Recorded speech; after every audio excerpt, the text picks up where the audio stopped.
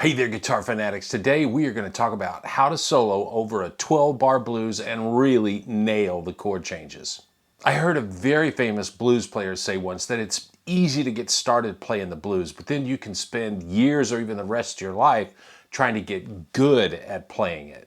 What I think he meant by that is that you can get through a solo over a 1-4-5 blues with a few random licks or maybe the minor pentatonic scale of the one chord. But as our ears and our imaginations develop and we listen to more examples by real blues masters, it becomes clear that there's so much more we can do within that 1-4-5 12-bar blues format. Some of the coolest stuff we can play over blues happens when we're moving between the chords. So in addition to giving you some choices to play over each chord that you might not have thought of, I'm going to show you a couple of simple tricks that sound great to play as you're moving through the chords as they change. So grab your guitar, maybe a libation of your choice, and let's play some blues. So the way I want to do this is to take a blues progression, look at it chord by chord, and look at not only options for sounding good over each chord, but also to get into options and strategies for making cool moves between each chord. Let's use the key of A today. Everybody loves to play the blues in A, and that would give us the chords A7 as a 1 chord, D7 is our 4 chord, and E7 as our 5 chord. And over a standard 12-bar blues, we'd play the 1 chord, A7 over the first 4 bars. We go to D7 in bars 5 and 6. We'd go back to A7 in bars 7 and 8. Bar 9, we'd go to the 5 chord. Bar 10, we'd go to the 4 chord. Bar 11 and 12, we have the turnaround and we'd play the 1 chord up to the 5 chord in that last bar. But for our purposes today, we're going to hot rod that a little bit and play what we call a quick change blues. The only difference there, we're going to play D7 in the bar 2. So we'd have A7 in bar 1, D7 in the second bar, back to A7 for bars 3 and 4.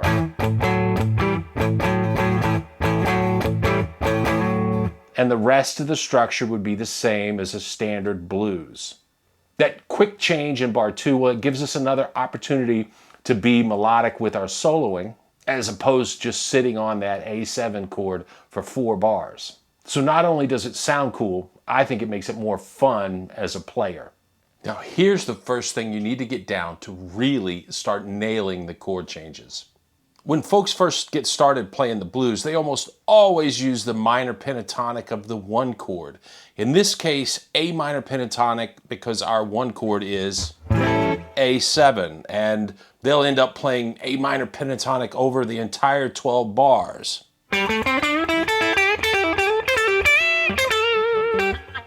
Now that's okay because some of the greatest players in blues history have used that approach to soloing.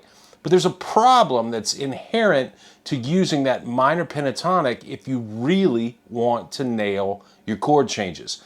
A minor pentatonic has the notes A, C, D, E, and G. And C is the minor third of A. Now A7 has the notes A, C sharp, E, and G. And C sharp is the major third of A. So here's what it sounds like to play an A7 chord with a C note on top of it. Sounds nasty, right? So the first thing we've got to get a handle on is playing a major third in our licks over at least that 1 chord. Now, you don't have to abandon that minor third entirely. As a matter of fact, that minor third,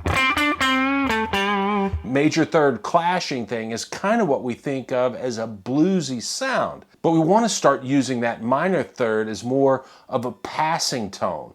And we can do that in any number of ways. The first being is just to bend the minor third up towards the major third every time you play it.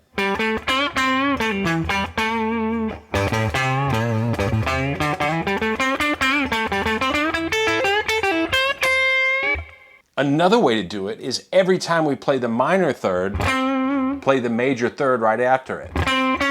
That would sound like this.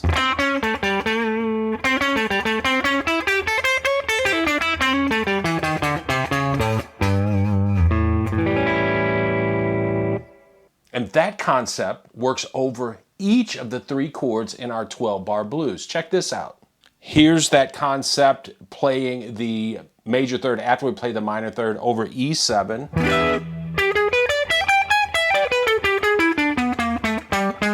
Here it is over D7. And here it is back over the A7.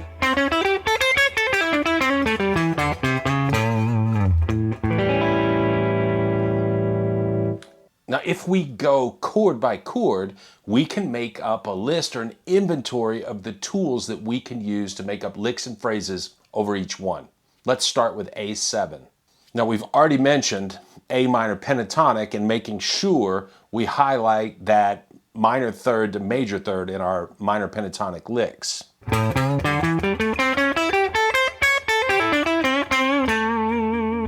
Now, we could also use A major pentatonic.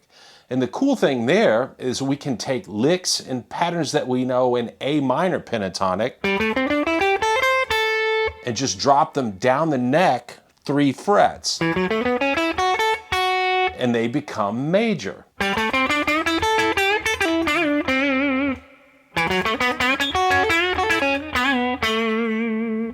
And that works anywhere on the neck in all positions. Mixing in major licks was a trademark of B.B. King and by extension Eric Clapton, who was hugely influenced by B.B. King. We could use the blues scale, both major and minor. To get the minor blues scale, we're going to add the flat 5 or E flat to A minor pentatonic. And we can get a little chromaticism in there. And it gives our licks a bit of nasty attitude. And of course, we can drop that pattern down 3 frets and it becomes the major blues scale. And we'd use that same lick.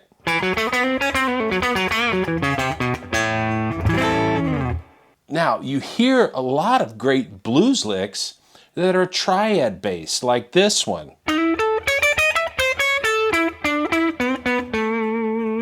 And when I say triad based, what I did there was take an A major triad, and on the high E string, I just filled in the notes chromatically between the 9th and 12th fret. And then I added a little phrasing by sliding into that note at the 9th fret.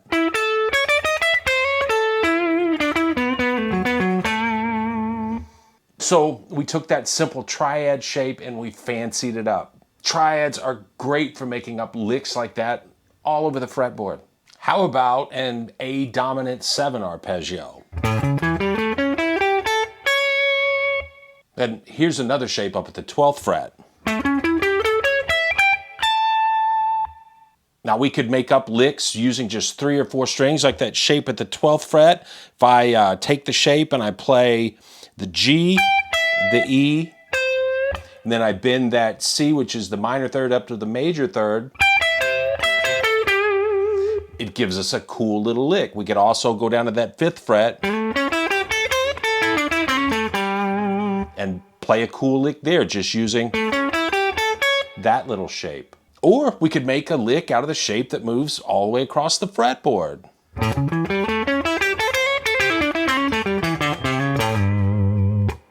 You just got to get in there and experiment and get creative. Now, the last tool I'm going to suggest for now is the A Mixolydian mode. And if you don't know, A Mixolydian is just the A major scale with a flat 7th degree. And that flat 7th makes it perfect for playing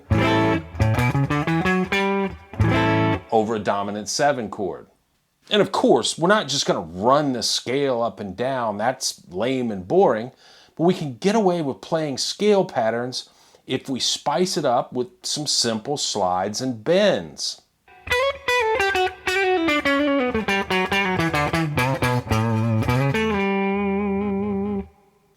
You might be thinking, geez, that's a lot of stuff, and that's just over the A7 chord.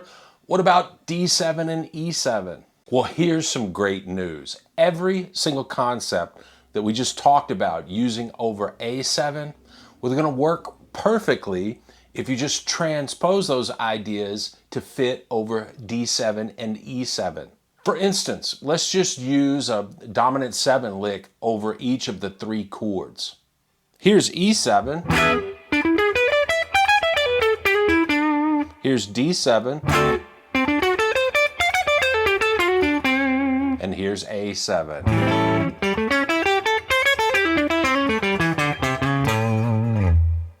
So this is the concept of playing over chord changes. We'll get into how to play through chord changes shortly, but playing over the changes is just the concept of changing the licks and phrases you play to fit each chord that comes by.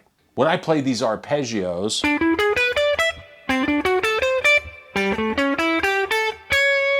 you don't need a rhythm guitar or piano accompaniment to hear the changes. Those arpeggios, or licks that we would make up with them, outline the changes perfectly.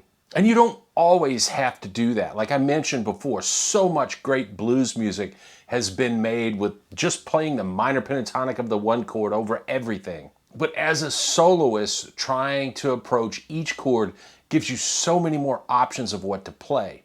And as a listener, even as much as I love traditional blues, my ear starts to get really fatigued if I hear nothing but minor pentatonic all the time. Start out practicing playing over the changes by picking one of the concepts that we've talked about, throwing on a backing track or playing along with a metronome, and we're going to move that concept each time the chord changes. Now, I'm going to play through the backing track twice. And the first time through, I'm going to use this 6-string dominant arpeggio shape over each chord.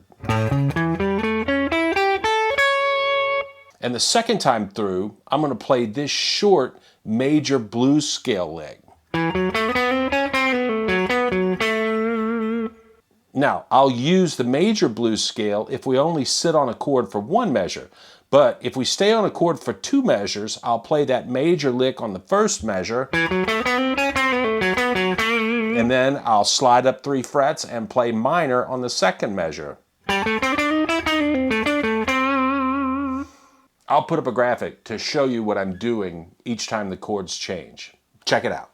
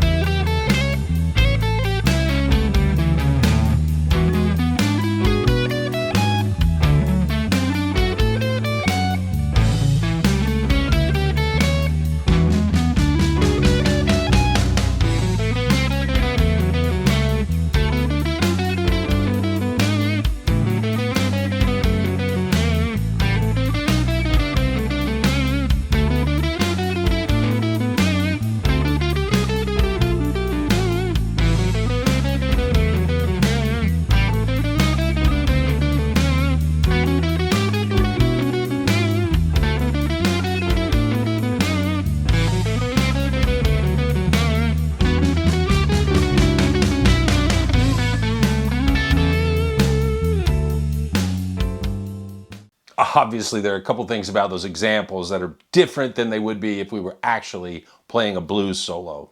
I use the same concept over each chord, and obviously we'd be switching things up constantly. I was also jumping around the neck to be able to use the same concept for each chord. In real life, I'd probably stay more in one area of the neck and try to get everything out of that area I could until it felt right to either move up or down the neck and play some ideas somewhere else. So that's playing over the chord changes. Here's a little secret that will make a huge difference to your blues playing. Some of the coolest notes you can play are the ones that get you from one chord to the next in a blues. And adding in those transition notes to get from one chord to the next is what we call playing through the chord changes. Let me show you a couple of super simple but great sounding ways to get started with that. This time though, we're going to approach each dominant 7 arpeggio from 1 fret below the root like this.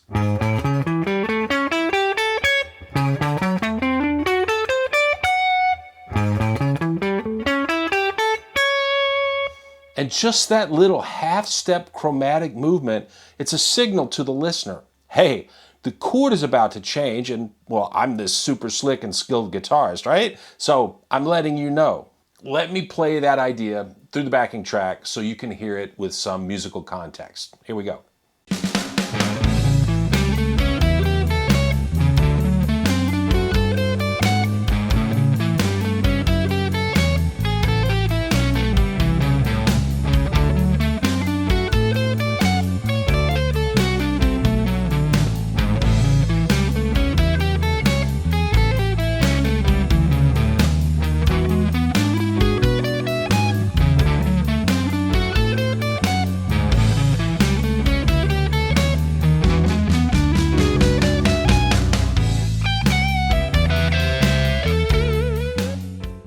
Once you get used to approaching a lick idea from half a step below the root, we could step that up a notch by approaching the root chromatically from a whole step either above or below. And that would sound like this. Here's a little A7 arpeggio idea, approaching from below, approaching from above. Here's D7. And here's E7.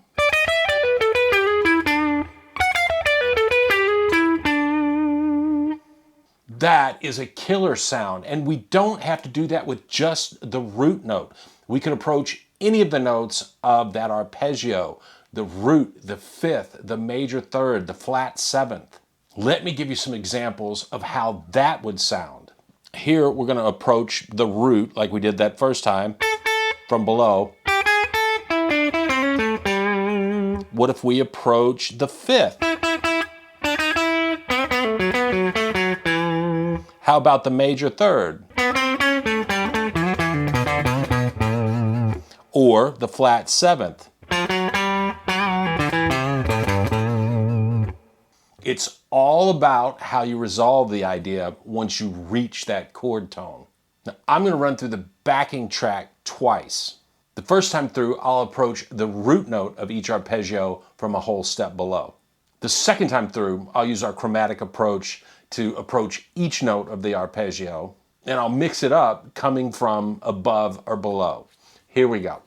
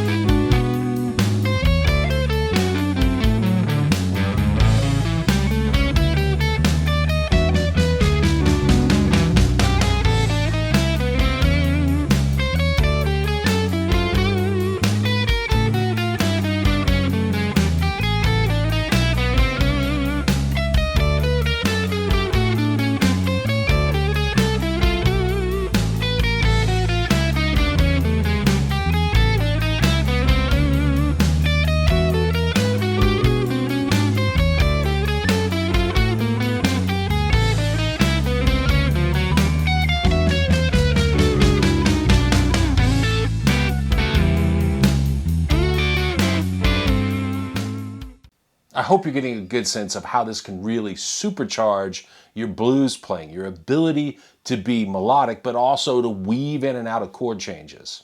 Now they're pretty simple little tricks, chromatic approaches to the chord tones, for instance. But they're really, really effective. You're going to start to hear the connections between the chords. It's going to get your creative ideas flowing. And just as importantly, your listeners are going to hear you making those connections. And they're going to think, whoa, that sounds so smooth. This guitar player really knows what they're doing. We didn't even touch on any of the more exotic ways to play through changes like the altered scale, the whole tone scale, or the diminished scale. But we don't really need to make it sound good.